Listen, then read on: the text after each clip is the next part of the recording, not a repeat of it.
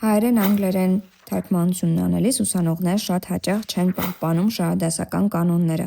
Անգլերենում նախադասությունը սկսում ենք ենթակայով, հետո ասում ենք գործողությունը, հետո դնում մյուս լրացումները։ Հուշող բառերը շատ հաճախ կարող են դրվել նաև բայի մեջտեղում։ Have you already done? Have you already finished? Շատ հաճախ հնարավոր է անգլերեն բառի հայերեն թարգմանությունը իմանալ, բայց հայերեն տարբերակի անգլերենը դժվար հիշել։ Հետևաբար բառերը պետք է սովորել հայերենից անգլերեն։ Թարգմանության մեջ շատ կանոններ են անգլերենի քերականության հետ կապված կիրառվում։ Կրավորական սեռ, ժամանակաձևի ճիշտ ընտրություն, պայման նախադասություններ, պոչիկավոր հարցեր, հարցական տարբեր տեսակի նախադասություններ, բոլոր կանոններին պետք է նախապես տիրապետել, որպեսզի կարողանալ ճիշտ անել թարգմանությունը։